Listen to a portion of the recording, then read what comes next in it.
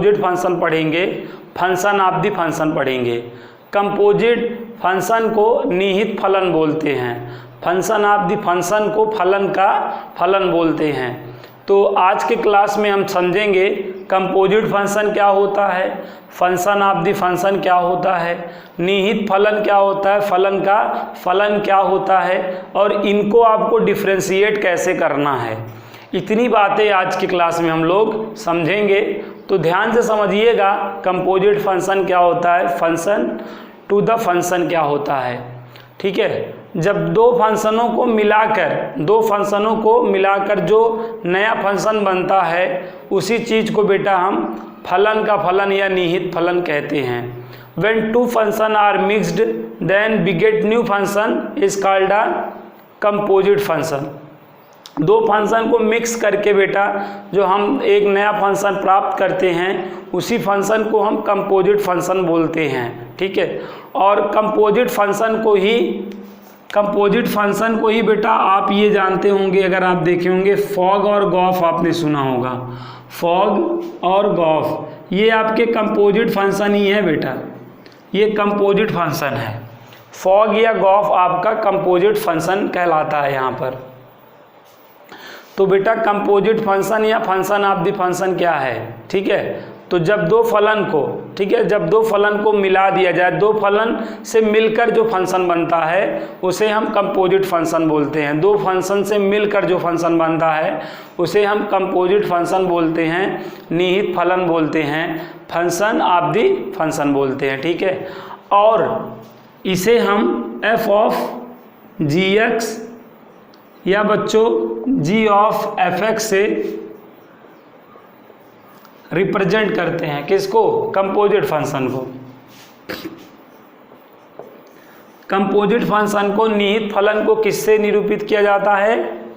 F of G X या G of F x द्वारा क्या किया जाता है? रिप्रेजेंट किया जाता है, द्वारा प्रदर्शित किया जाता है। तो दो फंक्शन मिलाने से जो बेटा नया फंक्शन, थर्ड फंक्शन बनता है वही हमारा क्या कहलाता है? कंपोजिट फंक्शन कहलाता है, फंक्शन ऑफ द फंक्शन कहलाता है, निहित फलन कहलाता है, फलन का फलन कहलाता है। ठीक है, और इसको आप एफ ऑफ जी एक्स या जी ऑफ एफ एक्स द्वारा रिप्रेजेंट करते हो। किसको? कंपोजिट फंक्शन को। यहाँ तक की चीज़ें आई होप आपको क्लियर हो गई होंगी। अब मैं आपको आगे की चीज़ बता रहा हूँ, ध्यान दीजिए। आपको मैं यहाँ पर कंपोजिट फंक्शन निकलवा रहा हूँ किस तरीके से। देखिए, जैसे आप देखें F of X equal X square है और G of X equal sine X है। ठीक है, अब आपको कंपोजिट फंक्शन या फंक्शन ऑफ द फंक्शन निकालना है। तो बेटा कंपोजिट फंक्शन या फंक्शन ऑफ द फंक्शन हमें कौन देगा? F of curly bracket G X या बेटा G of curly bracket F of X. ठीक है, यही हमारा कंपोजिट फंक्शन कहलाता है। तो एफ एक्स और जी एस की वैल्यू इसमें रख दें या इसमें रख दें तो हमें कंपोजिट फंक्शन मिल जाएगा। अब हम देखिए यहाँ पे इसी में पहले रखते हैं, पहले वाले में एफ ऑफ जी एक्स। ध्यान समझिएगा, एफ और जी एक्स की वैल्यू क्या है यहाँ पर देखें। जी एक्स की वैल्यू यहाँ पे देखें, जी एक्स है ना, और जी एक्स की वैल्यू यहाँ पर क्या गिवन दैट है? Sine x. तो ये देखिए क्या हो गया, एफ ऑफ साइन एक्स हो गया। यस, यहाँ पर ध्यान दें, ये क्या हो गया? एफ ऑफ साइन एक्स हो गया। ऐसा होने पर यहाँ पे बन क्या गया? देखिए एफ ऑफ एक्स बन गया, और एफ ऑफ एक्स की वैल्यू क्या गिवन दैट है? देखो x square. F of x की वैल्यू क्या गिवन दैट है? X square. अब देखो एक्स के प्लेस पे क्या आ गया बताओ? एक्स के प्लेस पे पूरा साइन एक्स आ गया। तो ये वैल्यू यहाँ पे आप पुट करो तो साइन एक्स का क्या हो जाएगा? होल स्क्वायर, जिसे आप क्या बोल सकते हो? साइन स्क्वायर एक्स बोल सकते हो। तो ये जो साइन स्क्वायर एक्स है ये एक्चुअली क्या है? देखो ये F of G X equal आया है ना, F of G X equal आया है, मतलब ये कंपोजिट फंक्शन है। ठीक है, एफ ऑफ जी एक्स की वैल्यू जो आएगी वही क्या है बेटा? कंपोजिट फंक्शन है, क्योंकि कंपोजिट फंक्शन को हम एफ ऑफ जी एक्स या जी ऑफ एफ एक्स ही कंपोजिट फंक्शन कहलाता है। तो दो फलन को मिलाने से जो नया फंक्शन बनता है बेटा वही क्या कहलाता है, कंपोजिट फंक्शन कहलाता है, फंक्शन ऑफ द फंक्शन कहलाता है, निहित फलन या फलन का फलन कहलाता है। अगर आपसे पूछे कोई निहित फलन या फलन का फलन क्या है तो आप कहेंगे दो फलनों को मिलाने से जो नया फलन बनता है वही निहित फलन कहलाता है या फलन का फलन कहलाता है। When two function are mixed then new function is called composite function और function of the function. Is it clear now? और कंपोजिट फंक्शन या फंक्शन ऑफ द फंक्शन को किससे रिप्रेजेंट करते हैं, F of curly bracket G X या G of curly bracket F X. ठीक है, ये ऑपरेटर है, किसका ऑपरेटर है, कंपोजिट फंक्शन का ऑपरेटर है। ठीक है, अगर आप एफ करली ब्रेकेट जी एक्स या जी करली ब्रेकेट एफ एक्स में रख देंगे दो फंक्शनों को तो हमेशा आपको इससे क्या मिलेगा, इस ऑपरेटर से क्या मिलेगा, आपको कंपोजिट फंक्शन मिलेगा। लाइक जैसे ये आपका कंपोजिट फंक्शन है क्योंकि साइन स्क्वायर एक्स दो फंक्शन से मिलकर बना है कि नहीं। ये साइन स्क्वायर एक्स कैसे मिला बेटा, ऐसे मिला ना, जी एक्स की वैल्यू रखा फिर एफ एक्स में वैल्यू रखा तब जाके साइन स्क्वायर एक्स मिला। तो जो दो फंक्शनों से मिलकर फंक्शन बने, जो दो फंक्शनों से मिलकर फंक्शन बने वही तो बेटा निहित फलन या फलन का फलन है। तो ये जो आपका साइन स्क्वायर एक्स है दो फंक्शनों से मिलकर बना है, इसलिए इसे आप कंपोजिट फंक्शन बोलोगे, निहित फलन बोलोगे, फलन का फलन बोलोगे। आई होप ये चीज़ आपको समझ में आ गई है। चाहे आप ये वाला ऑपरेटर यूज करें चाहे ये वाला ऑपरेटर यूज करें, ये दोनों ही ऑपरेटर आपको क्या गिव करेंगे, function of the function given करेंगे, कंपोजिट फंक्शन गिवन करेंगे। और ये दोनों ही अलग अलग कंपोजिट फंक्शन गिवन करेंगे, ये कुछ गिवन करेगा और ये कुछ गिवन करेगा, लेकिन ये दोनों के दोनों क्या रहेंगे, आपके कंपोजिट फंक्शन रहेंगे। ये बात आप ध्यान रखिएगा। अब आप देखें ये वाला एग्जाम्पल आपको आ गया है, अब आप देखें अगला एग्जाम्पल। ठीक है, अब देखें जैसे आप मान लो अभी आपने इस ऑपरेटर में रखा था, आप इस वाले ऑपरेटर में रख दीजिए।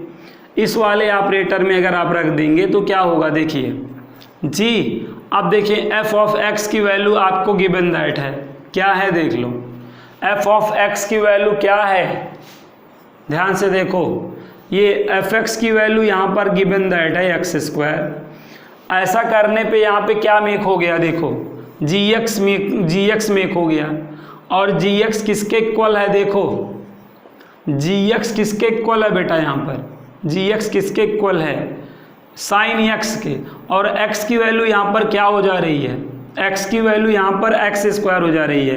ये एक्स की वैल्यू यहाँ पर डाल देनी है तुमको, जब यहाँ पे डाल दोगे तो साइन एक्स स्क्वायर हो जाएगा। तो ये बेटा यही क्या कहलाएगा, कंपोजिट फंक्शन कहलाएगा। तो आई होप कंपोजिट फंक्शन को निहित फलन बोलते हैं, फलन का फलन। ठीक है, फंक्शन ऑफ द फंक्शन। तो निहित फलन या फलन का फलन क्या होता है आप समझ गए हैं। जब दो फलनों को मिलाने से जो नया फलन बनता है या जो तीसरा फलन बनता है वही क्या कहलाता है बेटा, आपका निहित फलन कहलाता है, फलन का फलन कहलाता है। जब आप दो फलन को क्या कर देते हैं, मिक्स कर देते हैं, ठीक है, कंबाइन कर देते हैं। आप ये समझ जाइए कंपोजिट फंक्शन है ना, तो कंपोजिट फंक्शन है तो सी का मतलब आप ऐसे समझिए कंबाइंड। आप ये समझ सकते हैं, इतना छोटा वर्ड आपको लिए वर्ड यूज कर दे रहा हूँ। कंपोजिट फंक्शन है तो सी से कंबाइंड होगा। ठीक है, when two more than two function are combined then we get new function is called composite function। ये भी आप बोल सकते हैं। ठीक है, दो या दो से अधिक फंक्शन को बेटा जब हम क्या कर देते हैं, कंबाइन कर देते हैं, ठीक है, उससे जो आपका फंक्शन मिलता है वो क्या कहलाता है, आपका कंपोजिट फंक्शन कहलाता है। आई होप डिफिनेशन आप समझ गए। Two more than two function are combined then we get new function is called composite function या फंक्शन ऑफ द फंक्शन। दो या दो से अधिक फलनों को मिलाने से जो नया फलन बनता है वो बेटा आपका निहित फलन या फलन का फलन कहलाता है। और ये चीज़ें आप कैसे प्राप्त करेंगे? अगर आपको कंपोजिट फंक्शन बनाना हुआ, अगर आपको निहित फलन बनाना हुआ, तो आप इस ऑपरेटर की हेल्प से बना सकते हैं। f ऑफ gx या g ऑफ fx की हेल्प से आप कंपोजिट फंक्शन और फंक्शन ऑफ द फंक्शन को जनरेट कर सकते हैं। जैसे आपने ये 2 एग्जाम्पल देखे, और आपको एग्जाम्पल दिखाते हैं तो क्लियर होगा, ठीक है ना। इसमें आपको 2 फंक्शन गिवन दैट होगा, ठीक है। ये बेटा नोटेशन है, नोटेशन समझते हो, ये कंपोजिट फंक्शन का नोटेशन है, f ऑफ gx या g ऑफ fx, ठीक है। इसी को बेटा, इसी को क्या बोलते हैं जानते हो? फॉग बोलते हैं, और इसको क्या बोलते हैं? गॉफ बोलते हैं। फॉग और गॉफ, ठीक है। फॉग और गॉफ, देखिए फॉग और गॉफ ये नाम आपने सुना होगा, ठीक है। फॉग और गॉफ का सेंट भी आता है, ठीक है। तो बहुत लोग गॉफ या फॉग वाला सेंट यूज करते होंगे। तो ये जो फॉग और गॉफ है, यही को क्या बोला जाता है? कंपोजिट फंक्शन बोला जाता है। ये जो फॉग है, फॉग को ये रिटेन करा जाता है और गॉफ को ये रिटेन करा जाता है, हमेशा याद रखना। फॉग और गॉफ ही क्या कहलाते हैं? कंपोजिट फंक्शन कहलाते हैं। ये जो फॉग है इस ऐसे रिटर्न करा जाता है, ये जो गॉफ है ऐसे रिटर्न करा जाता है, इस बात को याद रखो। और कंपोजिट फंक्शन क्या है समझ गए? कंबाइंड करने पे जो फंक्शन मिलेंगे, आप उसकी मीनिंग से समझ जाओ। कंपोजिट फंक्शन जो फंक्शन कंबाइंड करने पे मिलेंगे, जब हम फंक्शनों को कंबाइंड कर देते हैं तब जो फंक्शन मिलता है वो हमारा कंपोजिट फंक्शन कहलाता है। जैसे मैंने बोला, यहाँ पे ध्यान दो, fx इक्वल मैंने कह दिया x की पावर 7 और gx इक्वल मैंने कह दिया e की पावर x, ठीक है। ये 2 फंक्शन गिवन दैट हैं। अब आपको कंपोजिट फंक्शन निकालना है, तो आप चाहे इस ऑपरेटर का यूज करें चाहे इस ऑपरेटर का यूज करें, इन दोनों में कोई भी ऑपरेटर का यूज कर देंगे तो आपका ये कंपोजिट फंक्शन निकल के आ जाएगा, ठीक है ना। तो चलिए मैं ये वाला ऑपरेटर यूज करता हूँ, f ऑफ gx। तो इससे मैं क्या कर रहा हूँ, इसमें मतलब ये फॉग है, ये फॉग को ये रिटेन करा जाता है। अब यहाँ पे देखें gx की वैल्यू क्या गिवन दैट है, यहाँ पे देख लें e की पावर x गिवन दैट है। gx यार देखो ना, पूरा gx किसके इक्वल है? e की पावर x, यहाँ पे e की पावर x। ऐसा करने पे देखो यहाँ पर fx वाला फार्मूला बन गया। कौन वाला बन गया? fx वाला। और x की वैल्यू क्या है देखो ध्यान से, x की वैल्यू fx किसके इक्वल है? x की पावर 7 के। अब यहाँ पे x की वैल्यू क्या हो गई? e की पावर x। तो यहाँ पे रखोगे तो e की पावर x का के होल की पावर 7 हो जाएगा और सॉल्व होके e की पावर 7x आएगा। तो ये जो e की पावर 7x है ये क्या हुआ बताओ? ये जो e की पावर 7 है ये क्या हुआ? आपका कंपोजिट फंक्शन है। मतलब 2 फंक्शनों को कंबाइंड करके ये फंक्शन निकाला गया है। This is a composite function. समझ गए बात को? तो कंपोजिट फंक्शन क्या है? जब 2 फंक्शन को कंबाइंड कर लिया जाता है तो उससे आपको जो थर्ड फंक्शन मिलता है वो क्या कहलाता है? कंपोजिट फंक्शन कहलाता है। लाइक ऐसे। अब ये कंपोजिट फंक्शन आपको अगर निकालना हुआ तो आप कैसे निकालेंगे? ऐसे 2 फंक्शन आप पहले आप लेंगे, उसके बाद इस ऑपरेटर या इस ऑपरेटर में रख देंगे तो कंपोजिट फंक्शन निकल के आ जाएगा। बट यहाँ पर आपको जो क्वेश्चन मिलेंगे already composite function given that रहेंगे, ऐसा कुछ करना वरना नहीं रहेगा, ठीक है। यहाँ पे तो मैं आपको कंपोजिट फंक्शन निकालना बता रहा हूँ, बनाया कैसे जाता है, ठीक है। बट ऐसा कर के आपको कंपोजिट फंक्शन गिवन रहेगा, उसको केवल आपको डिफ्रेंशिएट करना रहेगा, ये बात जान जाइए। ये जैसे मैं आपको यहाँ पे 2 फंक्शन मतलब गिवन दैट करके इस तरीके से कंपोजिट फंक्शन बना रहा हूँ, आपको बना बनान मिला रहेगा, ठीक है। आपको कंपोजिट फंक्शन बना बनान मिला रहेगा, आपको केवल क्या करना रहेगा, उसको डिफ्रेंशिएट करके dy/dx निकालना रहेगा बस, ठीक है। आपको मैं समझा रहा था कि भाई कंपोजिट फंक्शन निहित फलन को आप कैसे जनरेट कर सकते हो, ठीक है। जनरेट ऐसे किया जाएगा, 2 फंक्शन ऐसे ले लिया जाएगा, आप चाहे इसमें रख दोगे तो इस तरीके से कंपोजिट फंक्शन निकल कर आ जाएगा, ठीक है। ये बात आप समझ गए होंगे। एक बार आप हमें कमेंट करके बता दें ताकि फिर मैं आपको आगे की बात बताने लगूं। चलिए एक बार आप हमें कमेंट करके बताएं कंपोजिट फंक्शन क्या है, समझ गए। When two function are combined then third function is called composite function. जब दो फलनों को मिला दिया जाता है तो उससे जो तीसरा फलन प्राप्त होता है वो बेटा निहित फलन या फलन का फलन कहलाता है। आई होप ये चीज़ आपको क्लियर हो गई है। चलिए आप सभी लोग पॉजिटिव कमेंट कर रहे हैं, मतलब आ गया है। फिर मैं आपको आगे की बात बताता हूं। तो बेटा अब हमें यहाँ पे क्या करना है, कंपोजिट फंक्शन गिवन रहेगा और उसको डिफरेंशिएट करना रहेगा, ठीक है। तो यहाँ पर एक हिस्ट्रिकल वर्ड है, इसको आप जान लीजिए। कंपोजिट फंक्शन को हम चेन रूल द्वारा डिफरेंशिएट करते हैं। कंपोजिट फंक्शन को हम किस रूल द्वारा डिफरेंशिएट करते हैं, चेन रूल द्वारा डिफरेंशिएट करते हैं। यस बेटा, श्रृंखला नियम बोलते हैं हिंदी में इसको, ठीक है। कंपोजिट फंक्शन किस रूल द्वारा डिफरेंशिएट होता है, चेन रूल द्वारा डिफरेंशिएट होता है। और चेन रूल यहाँ पर क्या होगा बेटा, यहाँ पे मैं एक फार्मूले के रूप में आपको बता सकता हूँ, dy by D X equal to dy by D X. देखो dy बाई डी एक्स, यहाँ पे dx है, dx रिटर्न कर लो, ऊपर dy है, यहाँ पे ऐसा dy रिटर्न कर लो, ठीक है। x और y दो वेरिएबल हैं बेटा, यहाँ पर देखें x और y दो वेरिएबल हैं ना। और जब हम कंपोजिट फंक्शन को डिफरेंशिएट करने लगते हैं तो एक थर्ड वेरिएबल हमें लेना होता है अपने मन से, एक थर्ड वेरिएबल हमें लेना होता है अपने मन से। और वो थर्ड वेरिएबल क्या टेक किया जाता है, t टेक किया जाता है, या p टेक कर सकते हो, या z टेक कर सकते हो। तो यहाँ पर आप एक थर्ड वेरिएबल क्या यूज करोगे, t यूज करोगे।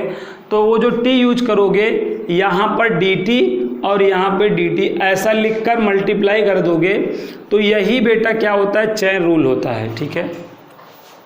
ध्यान से समझिएगा, अगर हमें यूजिंग चेन रूल द्वारा डिफरेंशिएट करना है तो x और y दो वेरिएबल ऑलरेडी गिवन दैट होते हैं क्वेश्चन में ही। एक हमें थर्ड वेरिएबल t लाना रहता है, z लाओ या t लाओ, कोई एक मतलब थर्ड वेरिएबल क्या आता है, t। जो थर्ड नया वाला आता है उसका देखो यहाँ पे और यहाँ पे ऐसा ले लोगे।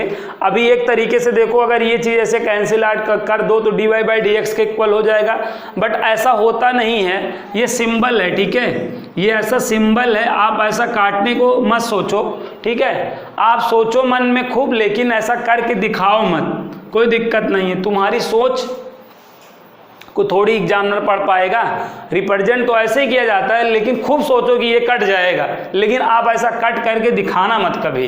बाकी आप ऐसा कर लो, कोई दिक्कत नहीं है। तो dy by D X equal to D T upon D X into D Y upon D T होता है। अब मान लो देखो यही है चेन रूल, देखो dy बाई डी एक्स है, मान लो z पर तुमको लिखना हुआ तो यहाँ पे dx को उतार लो और यहाँ पर dy को, ऐसा करके z पे करना है तो dz यहाँ पर dz यहाँ पर करके मल्टीप्लाई कर दो। तो इसी को क्या बोलते हैं, चेन रूल बोलते हैं। और ये कब अप्लाई होता है, कंपोजिट फंक्शन में, ठीक है। कंपोजिट फंक्शन में अगर आपको कंपोजिट फंक्शन को डिफरेंशिएट करना है तो इसी रूल द्वारा डिफरेंशिएट होता है। इसका डेरिवेशन बेटा मैं आपको आधे घंटे के वीडियो में इसका डेरिवेशन आपको मिल जाएगा, उसके लिए आप बेफिक्र रहिएगा। संडे से आपको डेरिवेशन डेली 2-3 डेरिवेशन करके आपको प्लेलिस्ट मिलती जाएगी, आप देखते जाइएगा। डेरिवेशन यहाँ पे एग्ज़ाम में नहीं आने वाले हैं, इसलिए ज़्यादा मैं डेरिवेशन पे फोकस नहीं कर रहा हूँ, लेकिन आपको डेरिवेशन सारे के सारे बता दूंगा, ठीक है। वीडियो के माध्यम से आप डेरिवेशन देख लीजिएगा, आ भी जाएगा बढ़िया से, कोई दिक्कत नहीं रहेगी। तो यहाँ पर देखिएगा, ये इसको क्या बोलते हैं, चेन रूल बोलते हैं, ठीक है। तो चेन रूल में क्या होगा, two variable already given that होते हैं, एक थर्ड वेरिएबल आपका t z या p ऐसा कुछ आएगा, और जो नया आएगा उसका डिफरेंशिएट ऊपर और उसका डिफरेंशिएट नीचे ले लेना है। बाकी ये दोनों तो रहेंगे। इस तरीके से आई होप आप चेन रूल को लिख सकते हैं। मान लीजिए आपको p पर लिखना होगा, p पर आपको चेन रूल लिखना हुआ तो क्या करेंगे, dx को ऐसे dy को ऐसे करके p पे लिखना है, तो dp यहाँ लगा देंगे बस। तो यही क्या हो गया बेटा, चेन रूल हो गया। और इसका यूज आपको कब करना है, कंपोजिट फंक्शन को डिफरेंशिएट करने के लिए करना है, ठीक है। तो चलिए अब हम लोग कंपोजिट फंक्शन को डिफ्रेंशिएट करना सीखते हैं, जो हमारे काम की चीज़ें हैं। यहाँ से हमारे 12th का डिफ्रेंशिएशन स्टार्ट होता है कंपोजिट फंक्शन से। इसके पहले तक आपने जितने भी डिफ्रेंशिएट करने पढ़े केवल भूमिका थी क्लास 11th का था, उसको आप नहीं पढ़ते तो ये आपको कंपोजिट फंक्शन करना नहीं आता, केवल इसलिए आप पढ़ लिए। लेकिन अब ये आज से सिलेबस का डिफ्रेंशिएशन स्टार्ट हो रहा है। ये चीज़ें एग्ज़ाम में पूछी जा सकती हैं, उसके पहले की 99% तो नहीं पूछी जाती, 1% पूछा जा सकता है, लेकिन पूछा भी जाएगा। जितना सिंपल होता है फार्मूले पर डायरेक्ट वैल्यू रख देनी है, आपको आ जाएगा। ठीक है, वहाँ पे प्रैक्टिस नहीं कराता तो फार्मूला में वैल्यू रखनी आपको नहीं आती, इसलिए मैंने थोड़ा सा प्रैक्टिस कराया था। अब चलिए इन क्वेश्चनों को हम लोग समझते हैं। यहाँ से हमारा सिलेबस स्टार्ट होता है बेटा, ध्यान से समझिएगा। हमें अगर फार्मूले याद रहेंगे तभी यहाँ पर हम एक्सरसाइज को सॉल्व कर पाएंगे, अन्यथा हमको बहुत समस्या होने वाली है। हमें फार्मूले तैयार होने चाहिए बेटा। ठीक है, तो हमने ये फार्मूला पढ़ रखा है x की पावर n का n x की पावर n -1, ठीक है ना। x की पावर n का फार्मूला हम लोग जानते हैं n x की पावर n -1, ठीक है। ये अब देखिए ये फार्मूला हमको याद है। अब हम थोड़ा सा यहाँ पे यूजेस देखेंगे, हमें कैसे क्वेश्चंस करने रहेंगे। Find the derivatives of the following function with respect to x, और आपका क्वेश्चन ये है ax प्लस बी का whole square. ax plus B का होल स्क्वायर है, इसको आपको डिफ्रेंशिएट करके dy/dx निकालना है, ठीक है ना। अब यहाँ पर ध्यान दो, इसको हम सिंपल मेथड से भी लगा सकते हैं। ax प्लस बी, तो a प्लस बी का होल स्क्वायर लगा दे, एकदम सिंपल मेथड से लग जाएगा। लेकिन यहाँ पावर 2 पे सॉल्व कर लेंगे। लेकिन अगर यही मैं पावर 13 कर दूँ और अब बोलूँ आप डिफ्रेंशिएट करो, तो हो सकता है आप यहाँ पर अब कोई फार्मूला ना लगा पाएँ या यूजिंग बाइनोमियल थ्योरम कर लें। ठीक है, यूजिंग बाइनोमियल थ्योरम से कर सकते हैं, लेकिन काफ़ी बड़ा हो जाएगा। तो आप ये फंक्शन है, फंक्शन को किससे रिप्रेजेंट किया जाता है ऑलरेडी जानते हो, y से रिप्रेजेंट किया जाता है। अब यहाँ पर ध्यान दो, डिफ्रेंशिएट करना है तो differentiate with respect to x लिखो। दोनों पक्षों का x के सापेक्ष अवकलन करने पे लिखो। तो यहाँ पर LHS साइड d/dx और RHS साइड d/dx इस तरह अप्लाई हो जाएगा। तो यहाँ पे dy/dx और यहाँ पे d/dx, और ये क्या हो जाएगा ax प्लस बी की होल की पावर क्या हो जाएगा 30। यहाँ तक आपको समझ में आ गया। यहाँ पे बेटा अगर आप ध्यान से देखें तो कौन सा फार्मूला बन रहा है, देखेंगे वेरिएबल है और ये कांस्टेंट है। वेरिएबल की पावर कांस्टेंट मतलब ये वाला फार्मूला बन रहा है x की पावर n का। लेकिन प्रॉब्लम किससे है हमको, यहाँ पे प्रॉब्लम क्रिएट कौन कर रहा है, ये फार्मूला बनने में प्रॉब्लम क्रिएट कौन कर रहा है, ये बात बता दो बस हम जान जाएं। यहाँ पर अगर आप देखें तो डेरिवेटिव का यही वाला फार्मूला बन रहा है, लेकिन ये फार्मूला बनने में प्रॉब्लम क्रिएट कौन कर रहा है, ये फार्मूला बनने में प्रॉब्लम क्रिएट ये कर रहा है, जिस पे मैंने देखो ये ax plus B problem create कर रहा है। ax प्लस बी को कोई सिंगल वेरिएबल में होना चाहिए, ठीक है ना। तो अगर आप थोड़ी देर के लिए सोचें, अगर हम ax प्लस बी को t मान लें, क्या मान लें, t मान लें, तो t की पावर 13, तो t की पावर 13 में ये फार्मूला बन गया कि नहीं, वेरिएबल की पावर नंबर वाला फार्मूला बन गया ना। तो यहाँ पर हमें क्या करना है बेटा, ऐसे करना है, लेट कर लेना है, मान लेना है, क्या मान लेना है, ax प्लस बी को आपको t मान लेना है, ax प्लस बी को क्या मान लेना है t, और t मान के डिफ्रेंशिएट करना है, t मान के क्या करना है डिफ्रेंशिएट। यहाँ पर जो अटैक करेगा, यहाँ पर जो प्रॉब्लम क्रिएट करेगा उसको आप t सपोज कर लेंगे, t मान लेंगे। अब t मान के आप अगेन डिफ्रेंशिएट करेंगे, यहाँ पर डिफ्रेंशिएट करेंगे, यहाँ पर कितना डिफ्रेंशिएट करेंगे, यहाँ पर अगर आप डिफ्रेंशिएट करेंगे तो क्या होगा, x के रिस्पेक्ट में डिफ्रेंशिएट कर दीजिएगा बोथ साइड का, x के रिस्पेक्ट में बोथ साइड का डिफ्रेंशिएट कर दीजिए ऐसे। तो अब ये देखिए कंबाइंड हो गया है, तो ऐसे अलग हो जाएगा, जैसे आप करते थे पूरा करेंगे यहाँ पर। ये सिंपल इंटीग्रेशन अब यहाँ पे आपको करना पड़ेगा। ये dt बाई डी एक्स, अब a आपका कांस्टेंट है, बाहर हो जाएगा, a आपका बाहर हो जाएगा और dx बाई डी एक्स आएगा, ये कांस्टेंट है, 0 हो जाएगा। और यहाँ पे dt बाई डी एक्स, इसको चाहे जिस एंगल से देखिए 1 ही आपको मिलेगा। तो a बराबर क्या मिला, dt बाई डी एक्स। तो a की वैल्यू देखिए, a इक्वल टू क्या मिल गया, dt बाई डी एक्स। बताइए यहाँ तक समझ में आया है? यहाँ पर जो प्रॉब्लम क्रिएट कर रहेगा, हमको t लेट करना रहेगा, उसके बाद हम डिफ्रेंशिएट कर देंगे। तो जब हम डिफ्रेंशिएट कर दिए तो a की वैल्यू क्या मिल गई, dt बाई डी एक्स। ठीक है, अब यहाँ पे चेन रूल हम अप्लाई कर देंगे। कौन सा रूल अप्लाई करेंगे, चेन रूल। ठीक है, हमको क्या निकालना है बेटा, हमको dy बाई डी एक्स निकालना है। हमको क्या निकालना है, ध्यान देना, इधर ही ध्यान दे लो। अपने को क्या चाहिए भाई, dy बाई डी एक्स। ठीक है, तो यहाँ पे dy बाई डी एक्स देखो कैसे लगेगा। मैंने कहा ना यहाँ dx और यहाँ पे dy, ऐसा कर लो। ठीक है, किसको लेट करे हो, देखो t लेट करे हो ना। अब यहाँ पे देखो चैन रूल, यहाँ पे देखो, बात को समझो। ये देखो यहाँ पे dy बाई डी एक्स, यहाँ पे dx, इस पूरे को क्या मान लिया हूँ, देखो dx है ना, dx यहाँ पे इस पूरे को क्या मान लिया हूँ, इस पूरे को t मान लिया हूँ। तो यहाँ d और इस पूरे को क्या मान लिया हूँ यार, इस पूरे को क्या मान लिया हूँ, इस सर्कल वाले को t मान लिया हूँ। तो ये t की पावर 13। ठीक है, dy और अपान क्या है, यहाँ पे देखो dt है, तो यहाँ पे भी अपान dt करना पड़ेगा। ऐसा हम करेंगे। तो यहाँ पर ध्यान दीजिएगा। तो ये ऐसा करने पे देखिए, यहाँ पे आप थोड़ी देर यहाँ पे समझना पड़ेगा।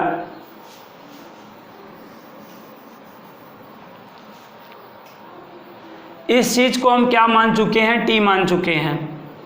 यहाँ पे dy बाई डी एक्स। ठीक है, इस चीज को हम t मान चुके हैं और a की वैल्यू यहाँ पे dt बाई डी एक्स निकल चुकी है। अब आपको करना क्या है, ये t है, तो ये t है ना, तो ये t की पावर 13 हो गया। अब यहाँ पे t है तो यहाँ पे भी dt लेना है, यहाँ पे dt लेना है। तो अब यहाँ dt ले लिए नीचे ना, तो यहाँ ऊपर भी dt लेंगे और बाई dx करेंगे। बताइए, ये चीज़ समझ में आया? इसको आपने t माना था तो t की पावर 13 हो गया। अगर ये dt की पावर 13 हो गया तो यहाँ पे नीचे भी dt लेंगे, तभी तो ये डिफ्रेंशिएट हो पाएगा।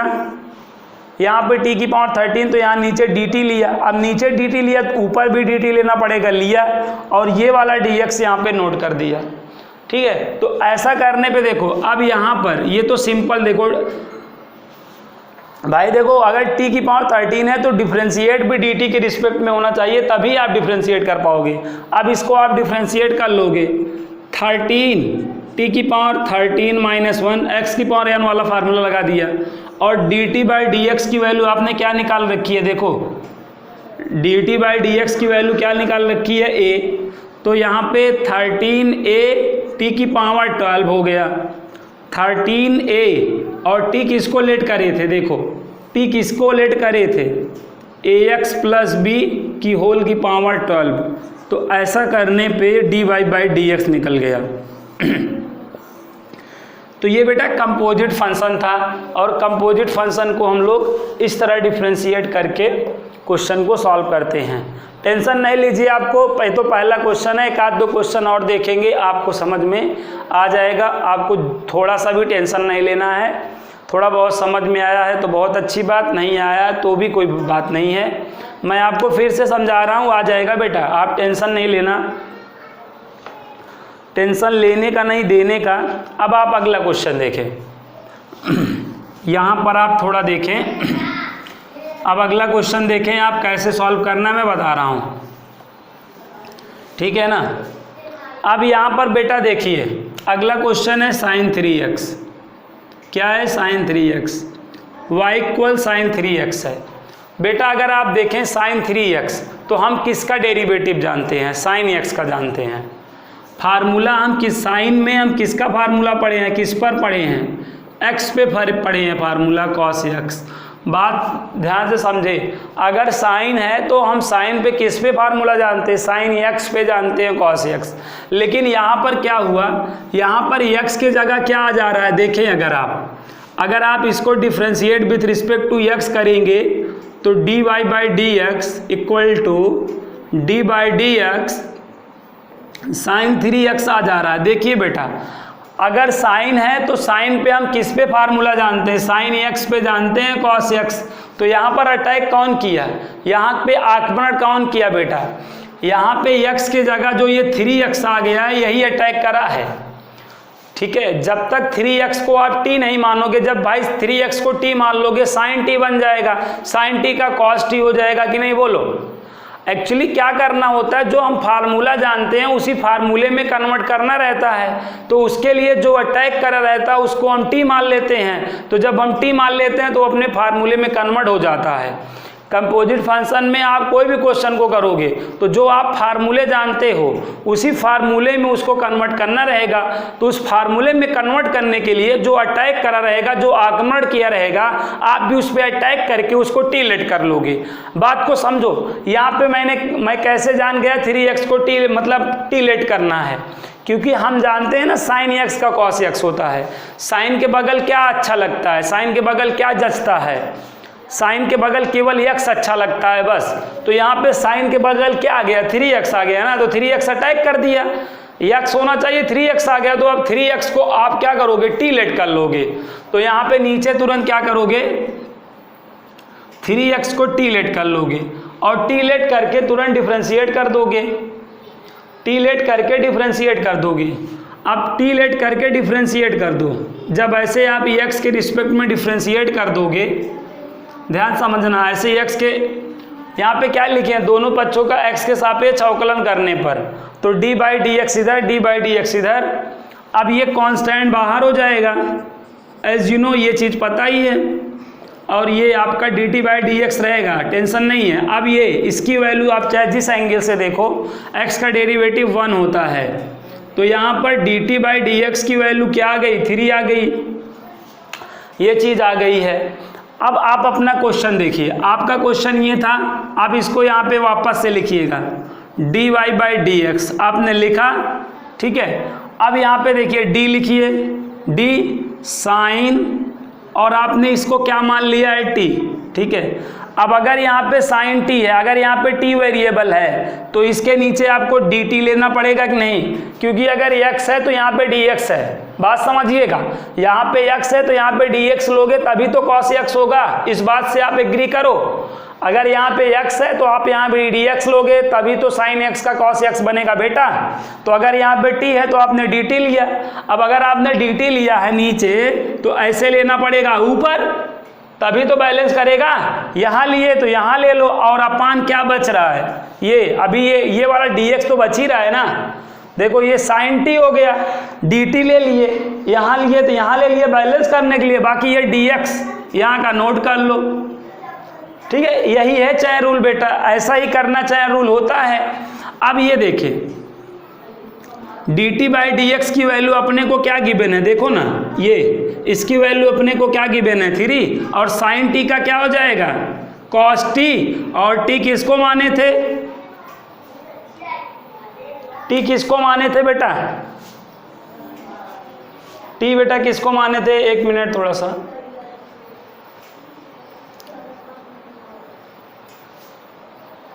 देखें साइन t का cos t हो गया, और t किसको माने थे, t किसको लेट करे थे, 3x को। तो ये देखें आपका जो है सांप भी मर गया और लाठी भी नहीं टूटी, dy बाई डी एक्स निकल के आ गया 3 cos 3x। बताइए बेटा समझ में आया कि नहीं, ये क्वेश्चन आ गया भाई समझ में। चलिए स्क्रीनशॉट लीजिए, फिर अगला क्वेश्चन बताएं, आ जाएगा। ये तो दूसरा क्वेश्चन है। अब आप अगला क्वेश्चन देखें, यहाँ पे अच्छा लगने की बात होनी है बेटा, और आप तभी यहाँ पर आप जान पाएंगे t, अगर आपको फार्मूले याद रहेंगे तो। अब आप जैसे e से रिलेटेड आप किस पे फार्मूला जानते हैं, e की पावर x पे जानते हैं ना, ई से रिलेटेड आप ई की पावर एक्स का फार्मूला जानते हैं, ई की पावर एक्स का, ई की पावर एक्स ही जानते हैं। अब कहीं आपको क्वेश्चन ऐसे मिल जाएगा ई की पावर 2019 एक्स ऐसा मिल गया।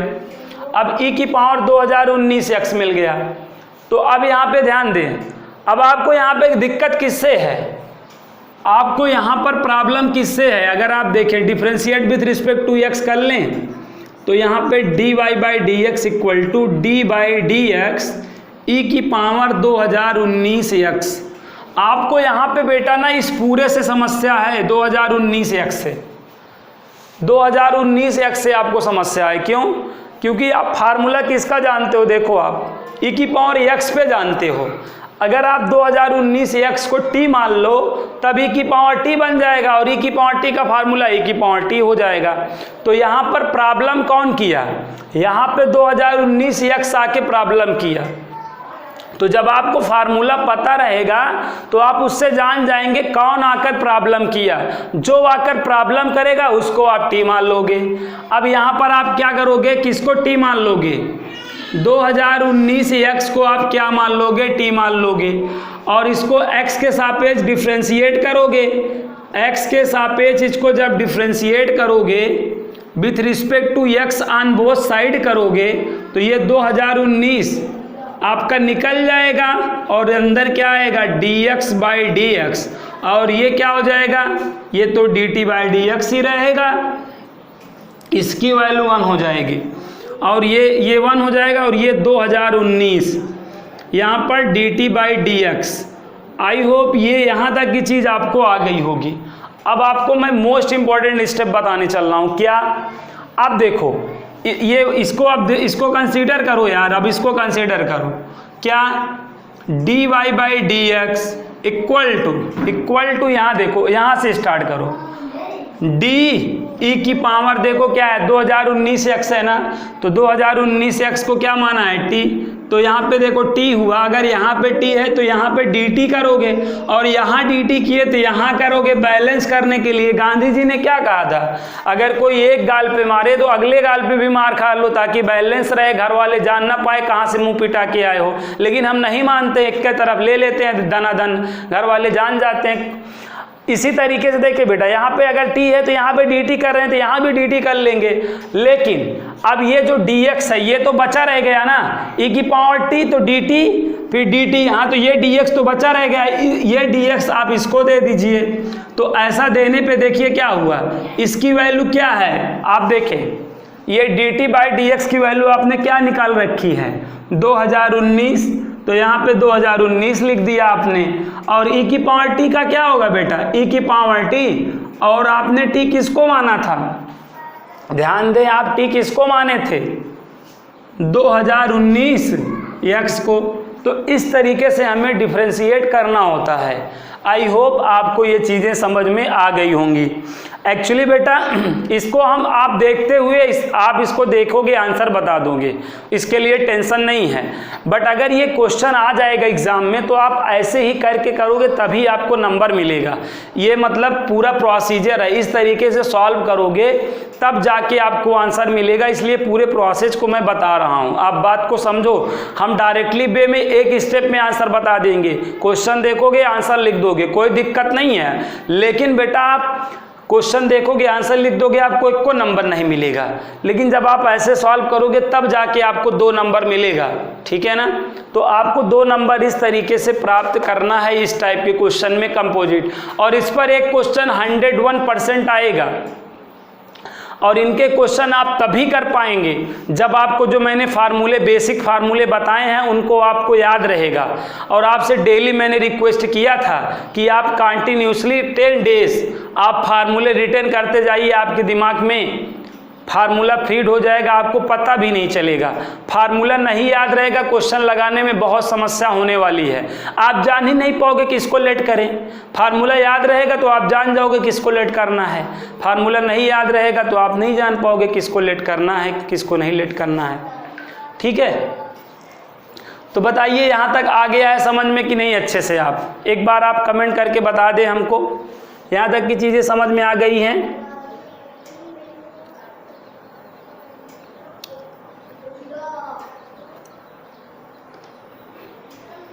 चलिए इस पर आज बेस्ड क्वेश्चन मैं भेजूंगा, आप उसको लगाइएगा और जो नहीं आएगा मैं बताइएगा, ठीक है। इस पर बेस्ड आज मैं 40-50 क्वेश्चन भेजूंगा। फार्मूला नहीं याद रहेगा, नहीं लगा पाओगे, ये जान लो, तुम फील ही नहीं कर पाओगे किसको टी मानना है किसको नहीं मानना है, ठीक है। तो एक आध दो चीज़ें हिस्ट्रिकल है मैं बता रहा हूँ। अगर ये स्मॉल वाला ब्रैकेट मिले, स्मॉल वाला ब्रैकेट, कभी भी स्मॉल वाला ब्रैकेट मिले और होल की पावर कुछ भी हो तो हमेशा अंदर वाले को टी माना जाएगा। अगर रूट मिला तो हमेशा अंदर वाले को टी माना जाएगा, ये याद रखो। होल की पावर, जैसे ये स्मॉल ब्रैकेट है, होल की पावर कुछ भी है, स्मॉल ब्रैकेट की होल की पावर कुछ भी है तो इसके ब्रैकेट के अंदर वाले को टी मानोगे, आपका क्वेश्चन डन हो जाएगा। अगर रूट है तो रूट के अंदर वाले को टी मानोगे, आपका क्वेश्चन सॉल्व हो जाएगा, ठीक है ना। तो ये चीज़ें आपको ध्यान रखनी है, ठीक है। तो आज के क्लास में इतना ही। अभी मैं इन पर बेस्ड क्वेश्चन आपको तुरंत सेंड कर रहा हूँ, ठीक है। आप उनको इसको आप समझ गए हैं, 3 क्वेश्चन बताए हैं, कल और इन पर बताएंगे हम। और आप पूरा जो है जो भी 10-20 क्वेश्चन दूंगा उनको लगा के आप जो है मेरे व्हाट्सएप नंबर पे ज़रूर सेंड करिएगा, ताकि मैं देख लूँ कहाँ से गलतियाँ हो रही कहाँ नहीं हो रही हैं।